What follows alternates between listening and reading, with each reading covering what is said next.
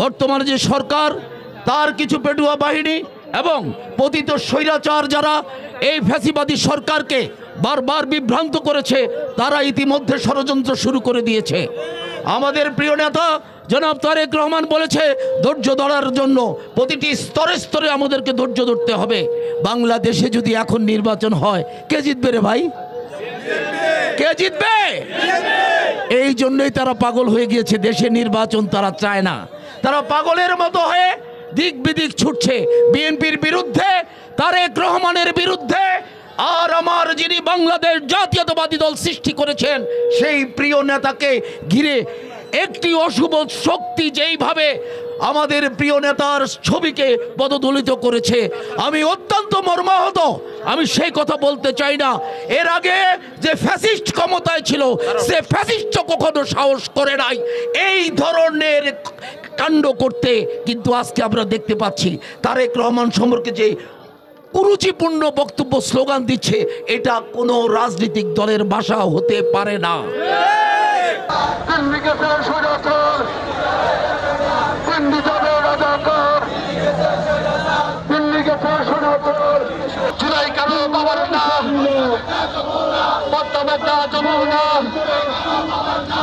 ওয়ালটন এখন দেশের সীমানা পেরিয়ে পৌঁছে গিয়েছে 50টিরও বেশি দেশে। ওয়ালটন, ঘরে ঘরে বিশ্বজুড়ে।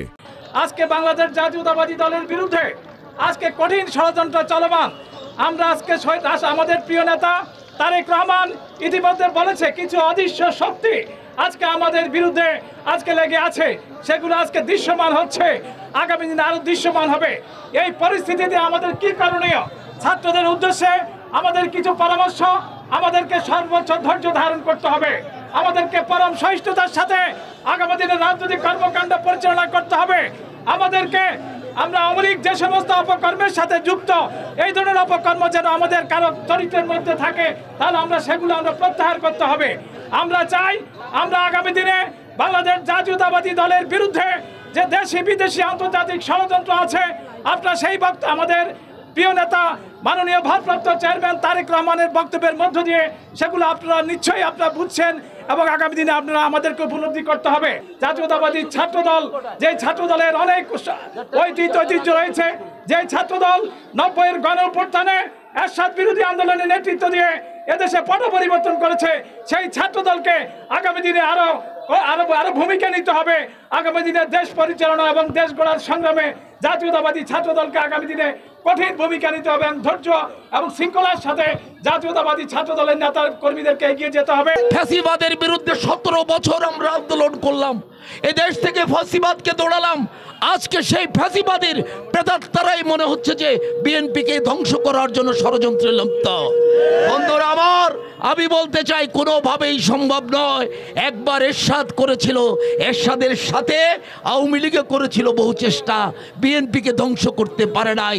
এই যে আজকে যদি একটি সংগঠন বলে জিয়াউর রহমান যাদেরকে রাজনীতি করার সুযোগ করে দিয়েছেন, তারাও আজকে মনে মনে অনেক কলা খাচ্ছেন। তারাও আজকে জিয়াউর রহমান বিএনপি সম্পর্কে বাজে সব কথাবার্তা বলছেন। আমরা কোনোভাবে এটা বরদাস্ত করব না। আমরা ধৈর্যের সঙ্গে মোকাবেলা করবো ইনশাল্লাহ। বিএনপি এমন খেবেল্লা দল নয়, বিএনপিকে ইচ্ছা করলেই গঙ্গার পানির মতো ভাসিয়ে দেওয়া যাবে। বিএনপি আধিপত্যবাদের বিরুদ্ধে সারা জীবন আন্দোলন করেছে, স্বৈরাচারের বিরুদ্ধে আন্দোলন করেছে। বিএনপিকে ভয় দেখালে লাভ নাই। বিএনপির ছাত্র নেতৃবৃন্দরা সবাই সজাগ। ভাইরা আমার, বিএনপি কারো দায়ের তলের মাছ নয়। বিএনপি এই দেশের মাটি থেকে উঠে আসা শহীদ জিয়ার আদর্শের দল। জিয়াউর রহমানের যারা জিয়াউর রহমানকে ছবি পদদলিত করেছে, তাদেরও বাংলার মাটিতে একদিন বিচার হবে। এইভাবে ছাড়া হবে না।